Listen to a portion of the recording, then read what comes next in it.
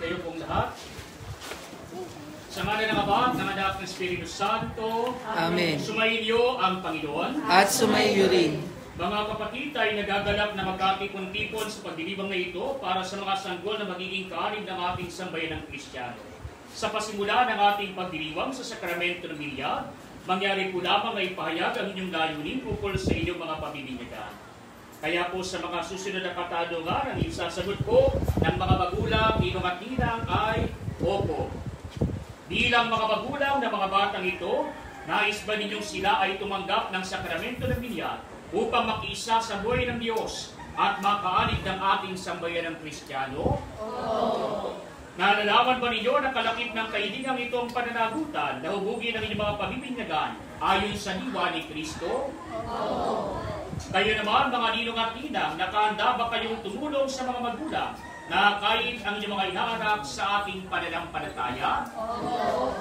Kaya bilang kinatawan ng sambayan ng Kristiyano, kinagagalak kong tagakin ang inyong mga anak sa pamamagitan ng pagkukrus sa kanilang noo. Kaya inaanyayahan ko kayo, mga magulang, ninong at ninang, upang krusan sa noo ang inyong pamimigyan. Ako muna po magkukrus sa noo ng bata at pagkatapos po noon ay ang mga magulang, ninong at ninang naman ang magkukrus sa noo ng bata.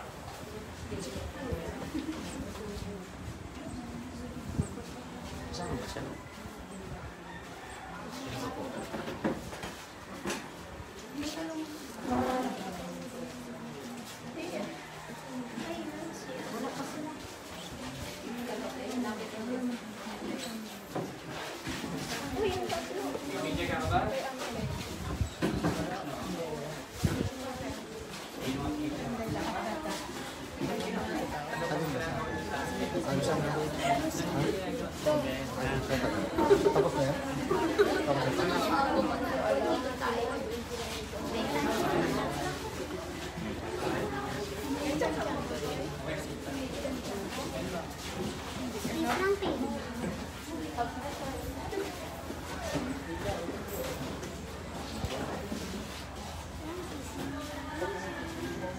Kayo pong lahat, sumainyo ang Panginoon. Ang mabuting balita ng Panginoon ayon kay San Marcos. Papuri sa iyo, Panginoon. May nagdala ng mga bata kay Jesus upang iningi-patong niya sa mga ito ang kanyang kamay. Ngunit pinagbigaan sila ng mga alagad. Nagalit si Jesus nang makita ito at sinabi sa kanila, pabayaan ninyong lumapit sa akin ng mga bata, huwag ninyo silang sawayin sapagkat sa mga katulad nila nag-ahari ang Diyos. Ito ang tandaan ninyo. Ang sino mang hindi tumatanggap sa pag-aari ng Diyos tulad ng isang maliit na bata ay hindi mapapabilang sa mga pinag-aarian niya. At kinalong ni Jesus sa mga bata, ipinatong ang kanyang mga kamay sa kanila at pinagpala sila. Mga kapatid, ang mabuting balita ng Panginoon. Pinupuri ka namin, Panginoong Hesukristo. Ang lahat ko ay magsiko, sumandali. Mga kapatid, sa ating mabuting balita ay pinapayat sa atin ng ating Panginoon ang kanyang pagnanais na kahit na bata pa lamang ay makatanggap na ng pagpapala mula sa ating Panginoon. Kaya nga nung tinawag niya ang mga bata, pinagbawalan man ito ng kanyang mga alagad. Subalit anong ginawa ng ating Panginoon? Ipinatong niya ang kanyang mga kamay sa mga bata habang kalong-kalong sila at sila ay pinagpala ng ating Panginoon. Kaya nga po mga kapatid, ito rin ang sinasabi sa atin sa ating pananampalataya na kahit na mga bata pa lamang, kahit na mga sanggol pa lamang, ay pinibinyagan na natin nang sa gayon ay mga bata pa lamang makatanggap na ng pagpapala mula sa ating Panginoon. Kaya nga po sa binyag, ano nga po ba ang mga pagpapalang tinatanggap ng mga bata na ito? Unang-una, sila po'y pinatatawad sa kanilang kasalanang mana. Ano po yung kasalanang mana? Kagaya po ng nabanggit ko na sa iba natin mga kamananampalataya dito sa atin sa barangay San Isidro, ay simple lamang po yun. No? Ito po yung kasalanan ng ating mga unang magulang, yung kasalanan ng pagsuway, kasalanan ng pagtalikod sa Diyos, kasalanan ng hindi pagsunod sa kalooban ng ating Panginoon. Subalit mga kapatid, yung kasalanan na ito ay pinapawi sa ating pong pagdiriwang ng sakramento ng binyag. Kaya nga po yung kasalanan na ito, sino bang may gawa? Mga unang magulang natin. Pero lahat tayo ay karamay sa pagpapasan ng kasalanan na ito. Kaya ano po ang magandang paghahambing dito? Yung po bang halimbawa, mga kapatid, kung tayo po ay Ngayon po ay medyo bumaba ng konti yung ating ECQ. Tayo po ay Modified Enhanced Community Quarantine. No? Kaya medyo yung ibang bagay pinapayagan, hindi na katulad nung dati nung tayo ay pure ECQ lamang. No? Kaya po kapag halimbawa, doon sa loob ng sasakyan, siyempre kailangan pa rin ang social distancing. No? Kaya po mga kapatid, no? Yun ang mahirap. No? Pagka halimbawa, sa loob ng sasakyan, may pagkakahiwa-hiwalay man ng upuan, pero kung ang sasakyan ninyo ay saradong-sarado at pagkatapos ay bumabagtas na kayo sa inyong patutunguhan, pagkatapos ay habang binabagtas nyo, sarado yung sasakyan ninyo, ay yung po palang isang kasama ninyo ay may kinain kaninang umaga. No? At anong kinain?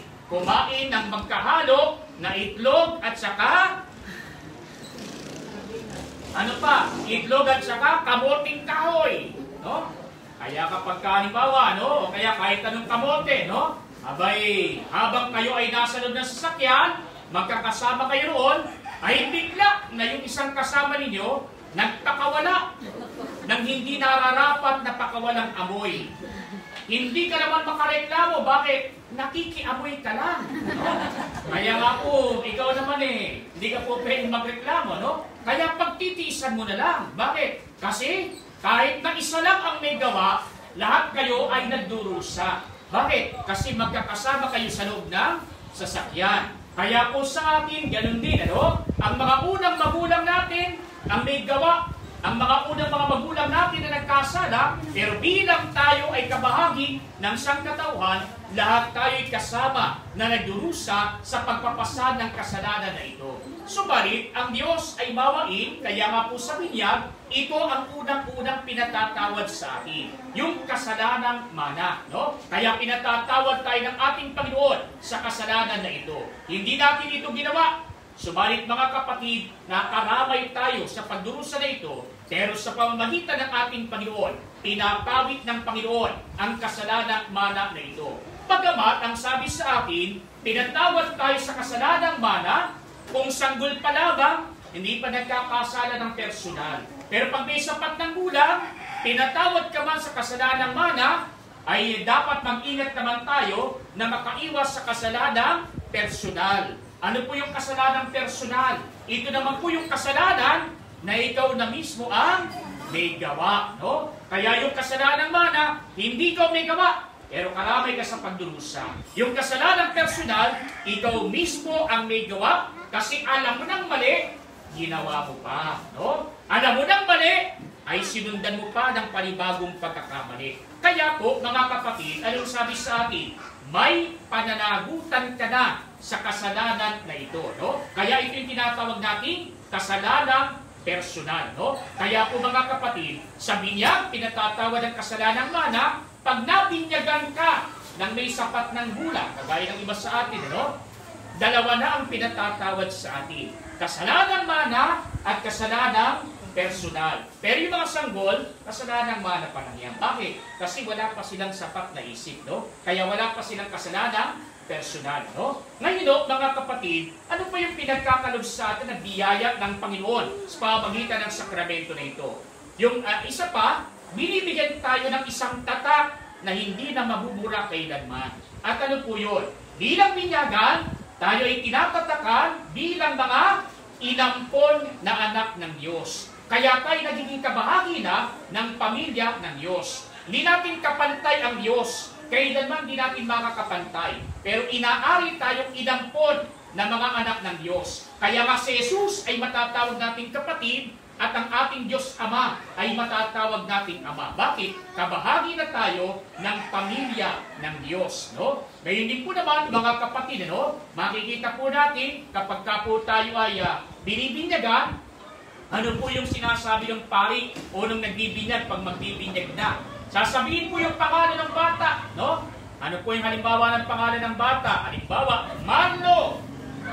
Tapos anong kasunod? Binibinyagan kita sa ngalan ng Ama at ng Anak at ng Espiritu Santo. Ngayon, hindi ba sa atin, nakasanayan natin, pagka po tayo pinanganak, may birth certificate, di ba? Importante yan. Ano yung kailangan sa birth certificate? Siyempre, unang-una, pangalan. Ano pa yung kasunod? Ay maraming pangalan magkakapareho. Kaya po para malaman natin kung sinong Marlo yan, ay kinakailangan natin ilagay yung apelido. No? Kaya kung halimbawa, Marlo Riano. No? Kaya Marlo ang pangalan, Riano ang apelido. Ngayon, no, bakit nilalagay ng apelido? Para alam mo kung saan kabilang si Marlo. Kanino siya kabilang? Saan siya kabilang? Sa pamilya ng Riano.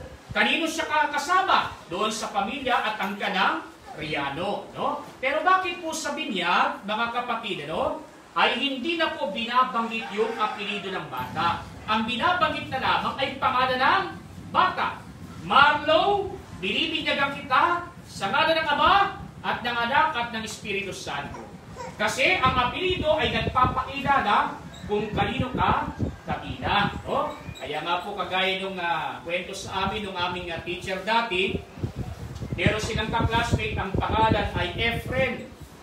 Kaya lang ang apelido, kakaiba. Kasi ang spelling ng apelido niya ay Janimao. Kaya po sa pagka-pronounce natin, Jalimao. Eh dito sa atin, ang letter J, pinopronounce na, binibigkas na letter H. Kaya siya si Efren, ang apelido ay Jalimao, pero ang pronunciation sa Pilipinas ay Efren Halimaw. Kanino siya kabilang? Saan ka ng Halimaw? Kanino siya kasama na pamilya? Pamilya ng Halimaw. Siya isang tunay na Halimaw. Diba? Bakit? Yung kasi ang apelido niya. Pero mga kapatid, sabi niya, tinatanggal yung apelido rito sa lupa. Pinapalitan siya ng panibagong apelido. Kaya po ang sinasabi, Efren, binibinyagan kita sa ngalan ng Ama at ng Anak at ng Espiritu Santo. Bakit? Kasi ang ipinapalit yung pangalan ng Diyos. Bakit? Kasi kabilang tayo sa pamilya ng Diyos. No? Kaya kapag halimbawa, ika-isang binyagan, ika-isang Kristiyano, kanino ka na kanabilang ngayon? Pagkabilang ka na sa pamilya ng Diyos. Kanino ka nakakasama? Saan ka ng Diyos? Hindi ba natin kapantay, pero ginagawa tayong inangkon na anak ng Diyos. Ano pa po yung pinapahayag sa atin na biyaya sa binyag? No? Marami pong biyaya, pero alin pa yung mahalaga na dapat nating maunawaan? Isa pang biyaya na pinagkakaloob sa atin, tayo po'y nagiging pinapaging dapat na maging kabilang sa pamilya na ating simbahan. No? Kaya nagiging bahagi tayo ng sambayanan ng Diyos. Kaya po yung binyag, ito po yung ating unang yugto sa pagpasok sa iba pang mga sakramento. Ito rin po ang unang yugto sa ating pagiging Kristiyano, Katoliko. No? Kaya po hindi po pwedeng nabinyagan lang. May kasunod pa. Ano kasunod ng binyag? Ikaw ay kukumpilan. Pagkatapos, ano kasunod? Iahanda para sa first confession, first communion. Pag nagkasakit, papahiran na nangis para sa may sakit. Ano pa? Kapag po halimbawa, ikaw ay mag-aasawa, sasailalim sa sakramento ng pag-iisang digdig. Pag lalaki at magpapari, sasailalim sa sakramento ng banal na hordin. Kaya bawat sandali ng ating buhay, meron po na mga sakramentong nakaagapay. No? Kaya po sa atin, sa simbahan, ay binibigyan tayo ng biyaya ng Panginoon sa pamagitan ng simbahan upang maisabuhay natin yung ating pong pananampalataya. No? Kaya nga po tayo nagiging kabahagi ng sambayanang Kristiyano. No? Kaya nga po ang sabi sa atin ay dapat namang pagpahalagahan natin ito at dapat natin isabuhay. No? Kaya po ito po'y ilan lamang sa mga biyayang tinatanggap natin. Nang isipin natin, si Jesus, bata pa lamang, pinagpala na yung mga lumalapit sa Kanya. Kaya nga po sa atin, tumatanggap tayo ng abot-abot na pagpapala mula sa ating Panginoon. Kaya nga po ipagdasal natin na sana yung ating mga pabibinyagan at hindi ng kanilang mga mangulang, ninong at tinang ay tunay na magkatuwang-tuwang upang ang mga batang ating pabibinyagan ay magsabuhay ng sakramentong kanilang tinatanggapin at ng pananampalataya na ating pong pinagpapahalagahan. Kaya po mga kapatid, panalangin natin ang bawat isa at ilog sa ating Panginoon ang ating mga panambitan. Pagsitayo po ang lahat. Mga kapatid, na tuwog sa kung may kapal upang magiliwin ng kalingain ang mga batang bibinyagan, ang mga magulang, ninong at ina, at ang buo niyang sambayan ng banal. Sa bawat panambita ng ating po itutugon, Panginoon, dinggin mo kami. Ulitin po natin. Panginoon, dinggin mo kami. Para sa banal na sambayanan sa ating lupain upang sa pamungat lumay ni Pedrong Pastor na banal at ni Pablong Tagpangaral, masipag niyang maipalaganap ang magandang balita sa ating kapuluan at sa iba't ibang bansa. Manalangin tayo sa Panginoon. Panginoon, dinggin mo kami.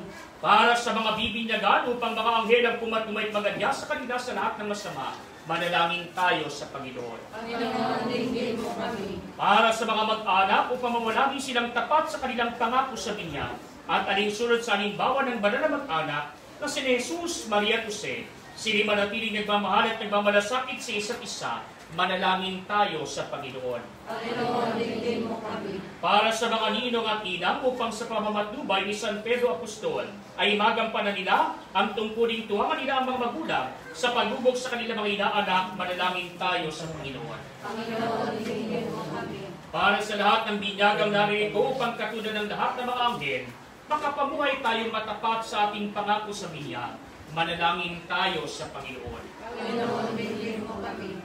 Ang madaming makapangyarihan, kusang loob kang nagmahal sa amin, kaya sinugong mong iyong anak, upang kami nasadlak sa paninilang saling mabigyan ng daya. Sa tanda ng krus na banal, lobin mo ng mga batang bininyagan, ay maging malaya sa pagkaalipin, na bunga ng pagsuway ng nilikamong unang tao. Lukuban nawa sila ng banal na spiritu, upang sila mapuspos ng diwa ng muling pagkabuhay ng iyong anak. Inilulog namin ito sa pamamagitan ng Jesucristo, kasama ng Espiritu Santo, magpasawalang hanggan. Amen. Sa kapangyarihan ng ating tagapagligtas na si Jesucristo, kayo ay magpakatatag ngayon at magpasawalang hanggan. Ngayon po mga kapatid ay ating gaganapin ang pagsariwa sa ating mga pinangako nung tayo'y binyagan na tayo magtatakwil kay Satanas sa kanyang pangaakit at sa kanyang mga gawain at ipapahayag natin ang ating pananampalataya.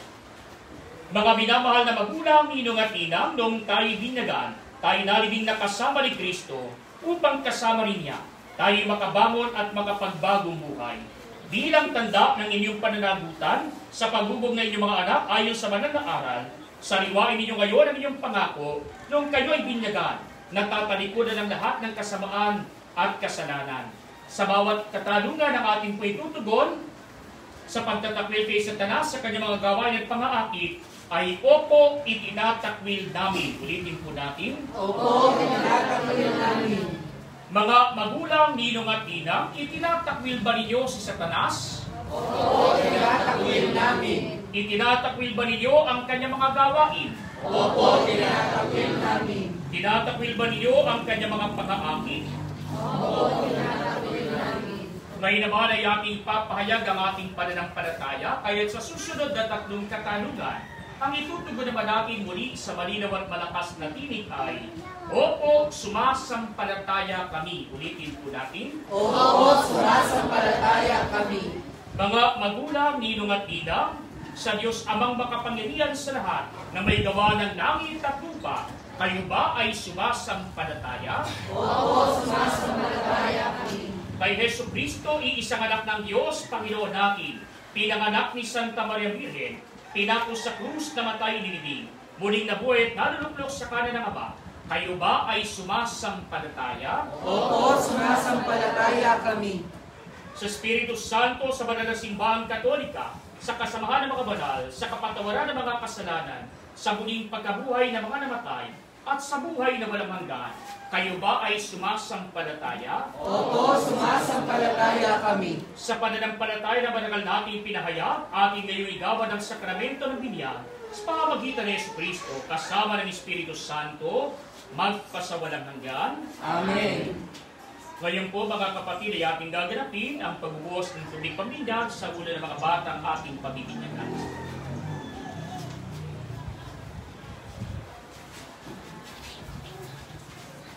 Sa isa lang po lapit, magulang, may bata, pakipahiga po ang bata, pakipahiga. Isang pananampalataya, isang pagbibinyag, isang Panginoon, ang pininating lahat, kabilin ni Jesus, noong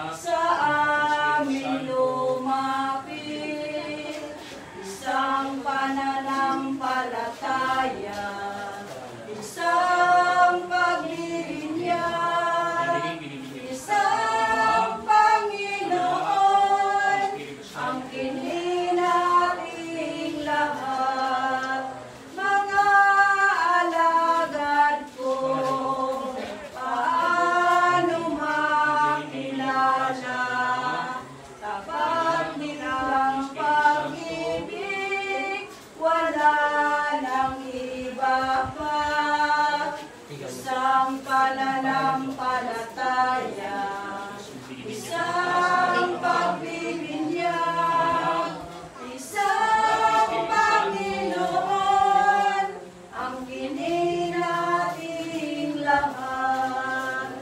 Ama, pakinggan mo ang aming panalangin, dalisay na pag-ibig sa aming lumapit. Isang pananampalataya, isang pagbibinyag, isang Panginoon, ang pininating lahat. Ngayon ang ganaptan ng Diyos Sama ng Panginoong Jesucristo ang muling pagsilang sa tubig at Espiritu Santo. Ang pagpapay ng isa ay papakilala ng paglukob ng Espiritu Santo sa muling sinilang sa binyag.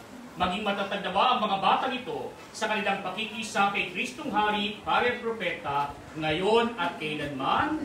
Amen.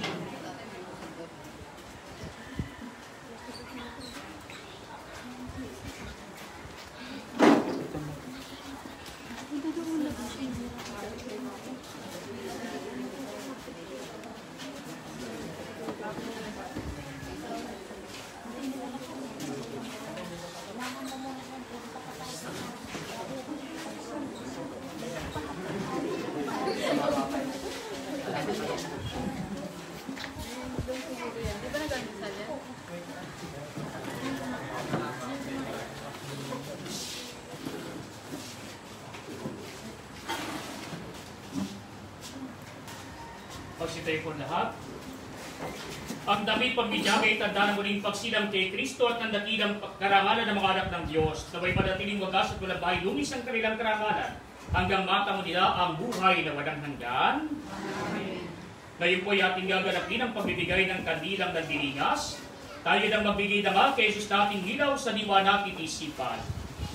Si Jesus Kristo ay nabuhay, siya ay ating kaliwanagan. Ang ilaw na ito ay tanda ng liwanag ni Kristo na tinanggap ng ating mga bagong biniyag. Sa tulad ng mga magulang, ninong at ninang, naway mag-alam ito sa kanilang puso at diwa hanggang sa pagbabalik ni Kristong ating Panginoon. Amen. Sisindihan na po ng ninong at ninang ang kandila para sa kanilang inaalam. Sisindi ka mo sa ito.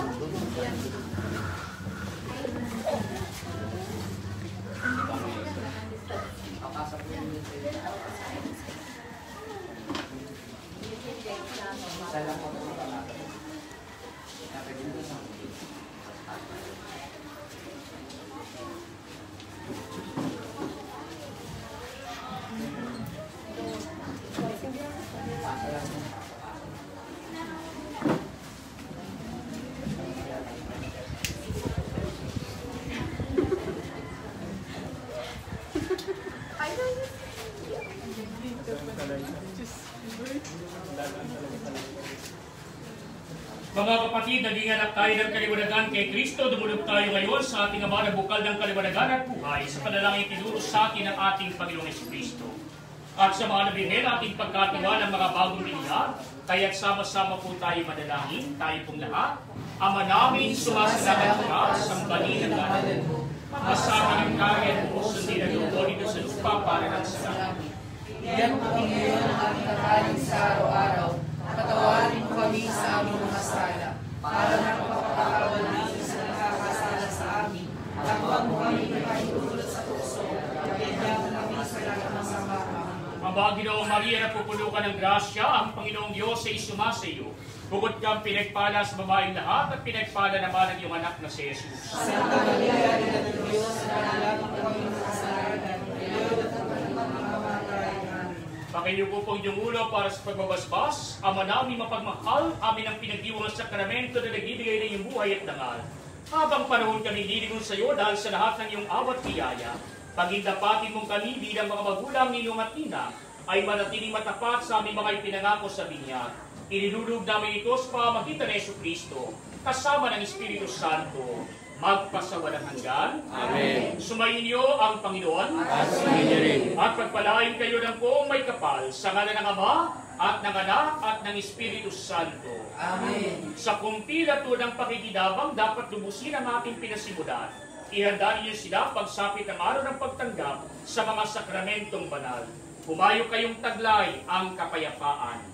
Salamat sa Diyos. Mga kapatid, natapos na natin ang ritual ng sakramento ng binyag. Sa atin naman pong pag-uwi ay ating pasimulan ang paggabay sa mga bata na ito sa takdang panahon sa pagsasabuhay ng pananampalataya na kanilang tinanggap ng sakramento na kanilang tinanggap. Kaya po mga kapatid, ay may pananagutan po tayo, lalo digit ang mga magulang ninong at tinang, upang gabayan ang mga bata na ito para magsabuhay ng pagiging tunay na mga Kristiyano. Magandang umaga po sa inyo lahat.